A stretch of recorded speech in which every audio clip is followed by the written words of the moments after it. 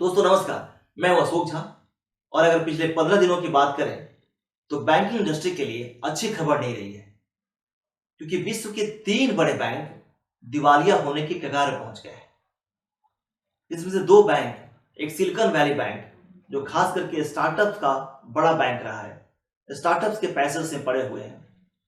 और जैसा कि मैंने पिछले वीडियो में बताया था कि भारत के भी 60 से अधिक स्टार्टअप्स के पैसे वहां पड़े हुए हैं, दिवालिया हो गया है। दूसरा बैंक जो सिग्नेचर बैंक था, जो क्रिप्टो वालों के लिए बड़ा बैंक था, वो भी दिवालिया हो गया है। लेकिन तीसरा बैंक जो स्विट्जरलैंड का एक बड़ा बैंक है, क्रेडिट स्विस बैंक, वो अपने आप को किसी तरह से इस दिवालिया होने से बचाने की कोशिश में लगा हुआ है।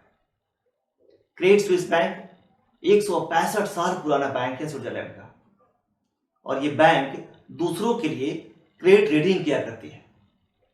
और हालात ऐसे हैं कि अपनी ही गलतियों के कारण वो बिकने की कगार पे है, बिक रहा है, और वो भी उनके हाथ जो उनके प्रतिद्वंदी रहे हैं, एक तरह से बिजनेस में दुश्मन रहा है, यूएसडी बैंक।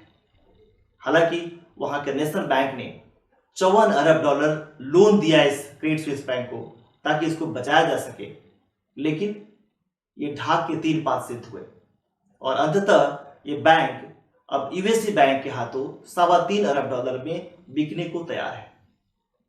और कारण इसकी अपनी गलतियां हैं। तो मित्रों, सवाल उठता है कि आखिर वो गलती क्या है जिसके कारण स्विट्जरलैंड का एक बड़ा बैंक जो दूसरों की रेटिंग किया करता है, आज दिवालिया होने से अपने आप को बचा रहा है, अपने आप को अपने प्रतिद्वंदी बैंक के हाथों बेचने को तैयार है। दोस्तों, हम सब जानते हैं कि बैंकिंग बिजनेस का मॉडल यही है कि बैंक अपने कस्टमर से पैसे कम रेट पे लेता है, आरडी के रूप में, एफडी के रूप में, सेविंग अकाउंट के रूप में, करंट अकाउंट के रूप में, और आगे लोन के रूप में महंगे दर पे अधिक रेट पे देता है, या इन्वेस्टमेंट करता अधिक रेट पे, ताकि उसकी अच्छी मार्जिन हो, वो बैंक अपना बिजनेस चला सके, प्रॉफिट कमा सके।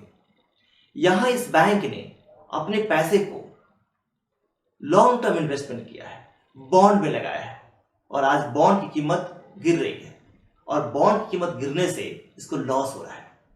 साथ ही साथ इस बैंक ने हेजिंग भी नहीं की है। आप पूछेंगे हेजिंग क्या है? तो मित्रों, हेजिंग इन्वेस्टमेंट में एक इंश्योरेंस का काम करता है। जैसे अगर आपके पास कोई गाड़ी है और गाड़ी को आप इंश्योर्ड कर लेते हैं, उसका इंश्योरेंस ले लेते हैं, उस कंडीशन में जब भी कोई मिस हैपनिंग होती है, कोई एक्सीडेंट होता है, तो उसकी भरपाई इंश्योरेंस कंपनी करती है।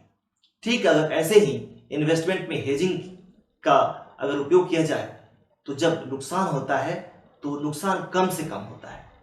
इस बैंक ने वो गलती की है हेजिंग ना करने की, और यही कारण है कि यह डूबने की कगार पर पहुंच गया है। हालांकि इसके जो टॉप के मैनेजमेंट थे उनसे मर्जर की बात कही गई पहले, लेकिन उन्होंने मीडिया को साफ मना कर दिया कि वो मर्जर के लिए नहीं जा रहे हैं। लेकिन जब उन्हें लगा कि अब इसके अलावा कोई विकल्प ही नहीं है, अब इसके अलावा कुछ वो कर ही नहीं सकते अपने बैंक को बचाने के लिए, तब उन लोगों ने यूएसडी बैंक के हाथों अपने बेचने की बात की, और यूएसडी ने $3.25 अरब में इसको एक्वायर करने की बात किया है। और आज इस काम को जो अंजाम दे रहे हैं वो भारतीय मूल के एक बड़े बैंक कर रहे हैं, जो डॉइच जैसे कई सारे बैंकों में काम किया उन्होंने। और इस क्रेडिट स्विस बैंक के सीएफओ हैं दीक्षित जोशी। उनके हाथों सौंपा गया है कि 2023 के अंत होते होते इस बैंक का मर्जर यूएसबी के साथ पूरी तरह से कर दिया जाए, ताकि कस्टमर जो इसके हैं वो सुरक्षित रहें, उनका पैसा डूबे नहीं। उम्मीद करता हूं आपको ये इन्फॉर्मेशन अच्छी लगी होगी। इसी तरह की इन्फॉर्मेटिव वीडियो पाने के लिए, जानने के लिए, सुनने के लिए आप जरूर सब्सक्राइब करें और इस चैनल को शेयर भी करें, ताकि और लोगों तक इसकी खबर जा सके, बातें जा सके। मिलते हैं अगले किसी इंफॉर्मेटिव वीडियो के साथ, तब तक आप सबको धन्यवाद। अपना ख्याल रखिए।